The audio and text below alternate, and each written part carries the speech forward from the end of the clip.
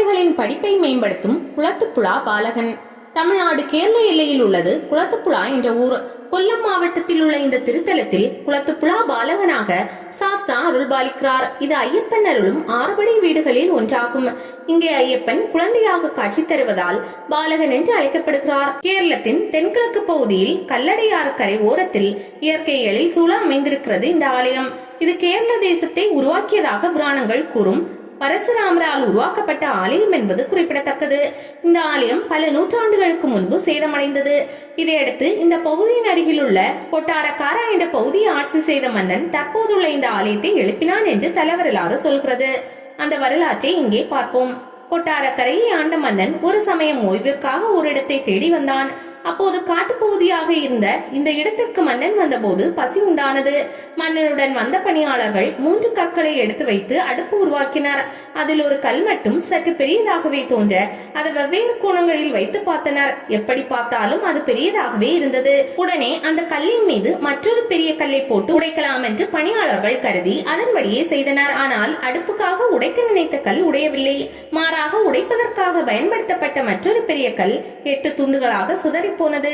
அதோடு ஒரு கல்லில் இருந்து செந்நிறத்தில் ரத்தம் கொட்ட தொடங்கியது. மன்னனும் பணியாளர்களும் பதறி போயினார். உடனடியாக வேத விற்பனர்களும் நம்பூதிரிகளையும் அழைத்து வரப்பட்டு எதனால் இப்படி நடந்தது என்று தெரிந்து கொள்ள கேரள ஜோதிட முறையான தேவ பிரசனம் பார்த்தனர். இதில் மன்னனின் பணியாளர்களால் உடைக்கப்பட்ட கல் ஐயப்பன் விக்கிரகம் என்றும் இந்த இடத்தில் பரசுராமரால் பிரதிஷ்டை செய்யப்பட்ட கோவில் ஒன்று இருந்தது தெரிய வந்தது. இதை அறிந்ததும் மன்னன் வருந்தினான். கடவுள் என்று தெரியாமல் இப்படி ஒரு பாவத்தை செய்துவிட்டேனே என்று துடித்தான். இதற்கு பரிகாரம் என்ன என்று மன்னன் கேட்டபோது இங்கே அதே இடத்தில் மீண்டும் கோவிலை கட்டினால் போதும் என்று வேத விற்பனர்கள் கூறினார். அதன்படியே மன்னன் கோவில் எழுப்பினான். அதுவே கேரளவாணியில் கட்டப்பட்ட குளத்துப்புழா ஐயப்பன் கோவிலாகும். இவ்வாலயத்தின் கருவறையில் ஐயப்பன் பாலகனாக வீற்றிருந்தாலும் 8 துண்டுகளாக உடைக்கப்பட்ட அந்த கற்சிலையும் மூலஸ்தானத்தில் வைக்கப்பட்டிருக்கிறது. அவை அனைத்தும் பூஜை நேரங்களில் ஒன்று சேர்க்கப்பட்டு பூஜை முடிந்ததும் மீண்டும் 8 துண்டுகளாக பிரிக்கப்பட்டு விடுவது வழக்கம். இவ்வாலயத்தில் நாகராஜாவுக்காக திறந்த வெளி கோவில் ஒன்று கோவிலின் வலது புறம் உள்ளது. சர்ப்பதோஷம் உள்ளவர்கள் இங்கு வந்து வழிபட்டால் அந்த தோஷம் நீங்கும் என்பது ஐதீகம். இதை சர்ப்பக்காவு என்கிறார்கள். பெரிய மரசோலைகள் செடி கொடி படர்ந்த இடத்தை கேரளாவில் காவு என்பார்கள். இது தவிர கோவிலை சுற்றி விநாயகர், மாம்பழத்துறை அம்மன், பூதத்தார் போன்ற தெய்வங்களும் பிரதிஷ்டை செய்யப்பட்டிருக்கிறது. மனித வாழ்க்கையின் பாலபருவத்தை குறிக்கும் தலமாக இக்கோவில் விளங்குவதால் பாலபருவத்தினர் தங்களது படிப்பு, உடல் ஆரோக்கியம் போன்ற விஷயங்களில் சிறந்த பலனை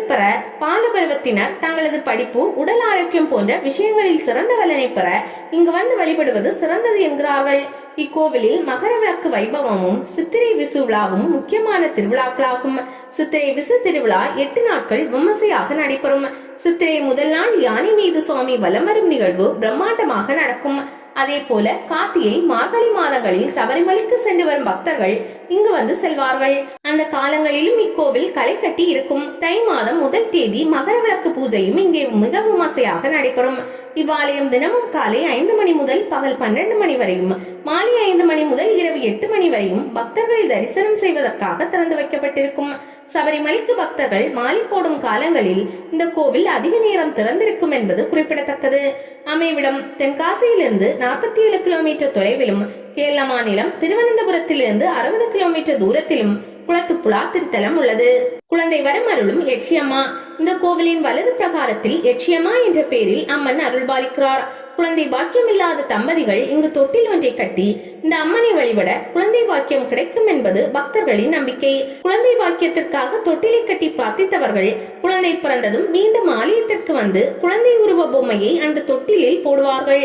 இந்த சன்னதியில் ஏராளமான தொட்டில்கள் இருப்பதை காண முடியும். மீன்களாக மாறிய மச்சக்கன்னி. இந்த கோவிலுக்கும் அதன் அருகில் அமைதியாக ஓடிக்கொண்டிருக்கும் கல்லடையாருக்கும் நெருங்கிய தொடர்பு உண்டு. இந்த ஆற்றில் உள்ள மீன்களுக்கு பக்தர்கள் பொறி போடுவது ஒருவித வழிபாடாகவே இருக்கிறது.